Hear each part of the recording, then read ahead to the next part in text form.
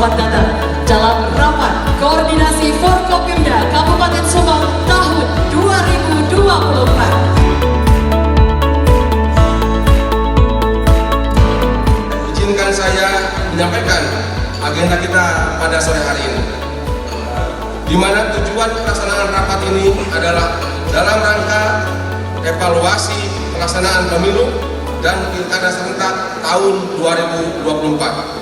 Persiapan menjelang perayaan Natal dan Tahun Baru, dan pembahasan isu strategis lainnya di Kabupaten Subang. Rakor Forkopimda ini juga merupakan sarana konsolidasi penyelenggaraan pemerintahan Kabupaten Subang tahun 2024 tahun 2025. Ada dua hal yang sangat besar yang kita sudah lewati. Yang pertama, kita bisa menyelenggarakan pemilu untuk legislatif maupun presiden dengan aman, lancar, dan sukses. Ini tidak lain dan tidak bukan karena berkat kita kerja sama yang luar biasa, kolaborasi yang luar biasa antara penyelenggara pemilu, KPU, Bawaslu, dengan segenap unsur pimpinan daerah, apakah itu pemerintah daerah, kemudian satuan TNI Polri, termasuk juga lembaga, organisasi yang ada di masyarakat. Kemudian juga kita telah melaksanakan pelaksanaan pemilihan kepala daerah, gubernur, wakil gubernur, kemudian bupati, wakil bupati, dan juga bisa berlangsung dengan aman, lancar, dan sukses, di mana sudah diumumkan siapa yang menjadi pemenang, dan kita tentunya akan menunggu sampai dengan acara nanti pelantikan. Dan saya berharap iklim yang kondusif sekarang ini di Kabupaten Subang tetap kita bisa pertahankan, kita jaga bareng-bareng, karena ini merupakan salah satu modal untuk kita melaksanakan pembangunan yang berkelanjutan di Kabupaten Subang. Pemerintah Kabupaten Subang sedang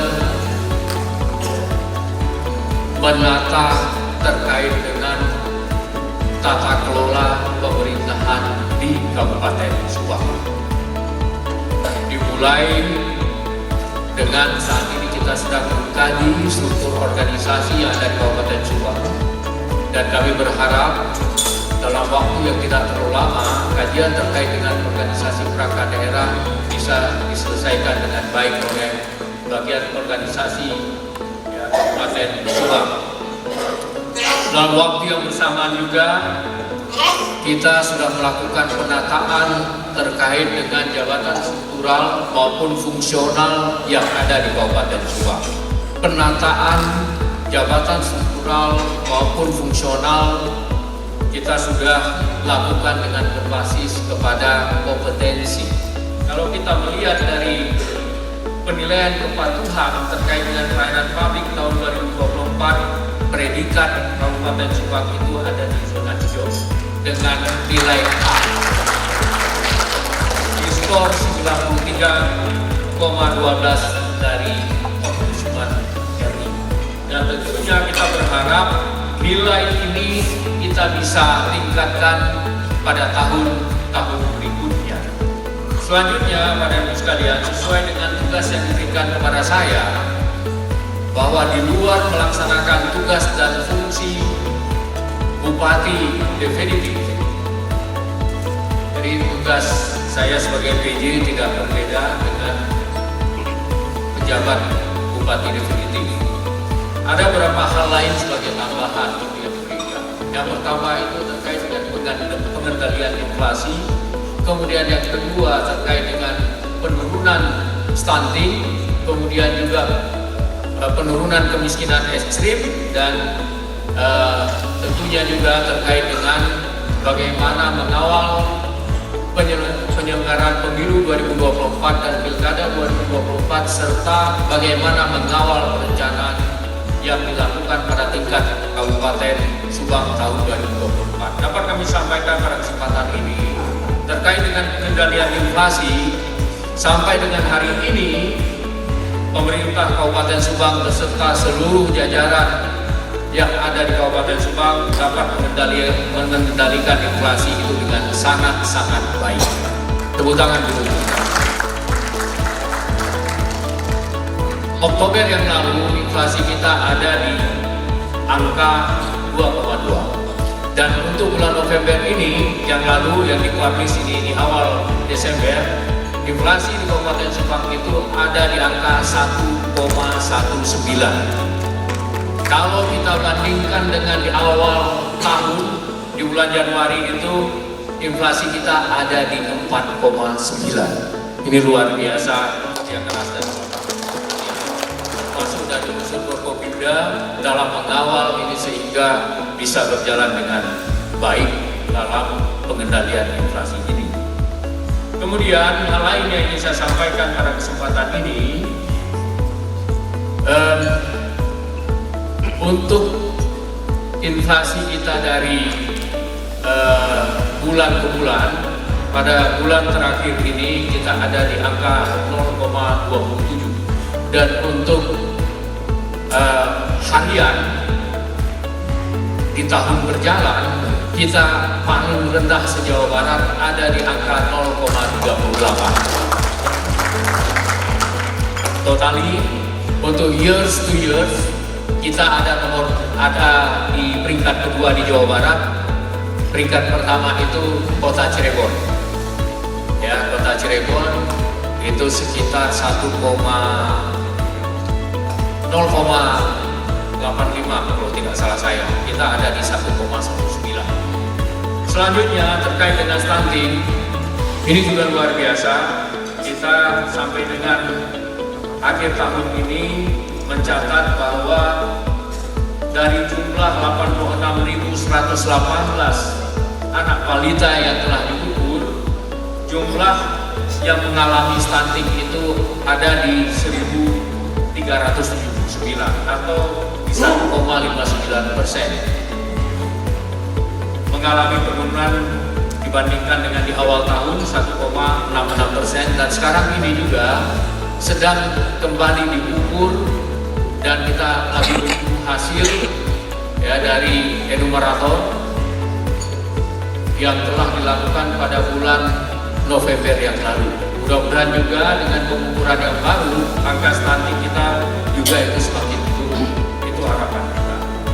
Selanjutnya terkait dengan data kemiskinan kita untuk triwulan 1 sampai dengan 4 juga mengalami penurunan yang sangat signifikan.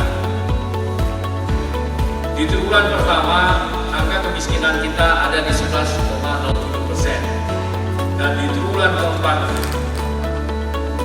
sekarang ini ada di 10,98%. Ada penurunan yang luar biasa, dan ini juga saya yakin dan percaya tidak lepas dari kerja keras kita bersama. Dan terkait dengan kemiskinan ekstrim yang ada di Subang juga mengalami penurunan yang sangat signifikan dari sebesar 2,16 di tahun 2023, sekarang ada di angka 0,09%. Luar biasa, tepuk tangan dulu. Selanjutnya dapat kami sampaikan juga kepada Bapak dan Ibu sekalian terkait dengan pengangguran yang ada di Kabupaten Subang. Saat ini kita dapat melihat bahwa angka pengangguran di Kabupaten Subang ini mengalami penurunan juga yang sangat signifikan dari 69.565 jiwa di tahun 2024 ini ada di angka 63.260 jiwa.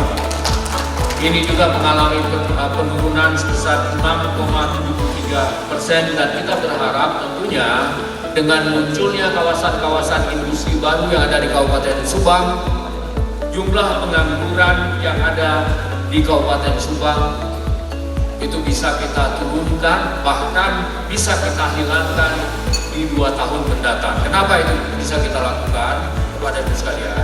Kalau kita melihat dari 3 kawasan yang ada di kawasan industri yang ada di Kabupaten Subang, 2 kawasan itu sudah ditetapkan menjadi kawasan ekonomi khusus. Di mana 2 kawasan ekonomi khusus itu, kalau kita lihat dari jumlah investasi yang ditanam di sana itu hampir 200 triliun, dan jumlah lapangan kerja yang bisa dibuka yang tertampung mulai dari tahap konstruksi sampai dengan tahap produksi di kemudian hari itu bisa mencapai 200.000 orang. Kalau kita komparasi dengan 63.260 jiwa, saya rasa kita akan surplus lapangan pekerjaan di tahun 2025 sampai dengan tahun 2027 yang akan datang. Karena apa? 2 tahun diberikan kesempatan untuk melakukan pembangunan di kawasan ekonomi khusus yang ada di Cipete maupun yang ada di Patimban di Kabupaten Subang. Pada kesempatan ini juga saya ingin menyampaikan terkait dengan Pilkada tahun 2024. Ya, kita sudah melakukan pemilihan pemungutan suara pada tanggal 27 November yang lalu dan telah diumumkan siapa yang jadi pemenang. Namun yang menjadi tantangan kita ke depan adalah tingkat partisipasi dari pemilih. Dari 77% di tahun 2018 ya, 2018 yang lalu, benar ya Pak Ketua Bawaslu, itu 77,sekian%, sekarang turun menjadi 70,31%. Ini tantangan bagi kita semuanya. Bagaimana 5 tahun mendatang ya, kita bisa meng-approach, memberikan edukasi kepada masyarakat untuk kembali ya, berpartisipasi di dalam proses pemungutan suara pemilihan kepala daerah yang akan datang. Saya tentunya sangat berharap dengan suksesi kepemimpinan ini nanti ke depan akan muncul inovasi-inovasi baru, akan muncul kreativitas baru itu di dalam penyelenggaraan pemerintahan daerah. Dan kita berharap tentunya program-program yang sudah dirancang, yang sudah dilakukan dan menghasilkan manfaat maupun hasil yang baik di tahun 2024 ini bisa berlanjut, bisa diteruskan, dan kita berharap ke depan Subang ini semakin baik, semakin maju. Sekali lagi saya ingin menyampaikan bahwa perencanaan sekarang ini hanya mengacu kepada satu misi, yaitu visi dan misi dari Presiden, Wakil Presiden terpilih. Makanya kalau kita lihat saat ini visi RPJPD Kabupaten Kota 2025-2045 tidak berbeda jauh dengan visi dan misi yang dicanangkan oleh Presiden dan Wakil Presiden terpilih. Kita bisa melihat visi RPJPN 2025-2045, kalau kita lihat itu adalah negara Nusantara berdaulat, maju dan berkelanjutan. Sedangkan visi RPJPD Kabupaten Subang yang dipilih untuk tahun 2025-2045 adalah Kabupaten Subang maju, berdaya saing dan berkelanjutan. Di mana misi yang dibangun dalam perencanaan itu tidak berbeda jauh dengan misi yang disampaikan oleh Presiden dan Wakil Presiden terpilih. Beberapa hal yang sudah kita lakukan sebagai inovasi dalam pelaksanaan pemerintahan daerah maupun pembangunan yang ada di Kabupaten Subang, kita sudah melakukan beberapa banyak hal, dan saya berharap juga kegiatan-kegiatan yang menggerakkan perekonomian masyarakat ini bisa terus berlangsung pada tahun-tahun mendatang.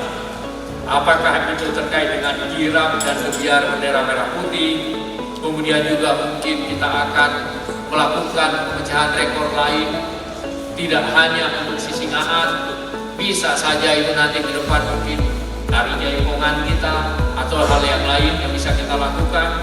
Kemudian juga termasuk kegiatan euforia, kemudian Subang Mobile Memories, termasuk juga itu terkait dengan beberapa produk unggulan lainnya.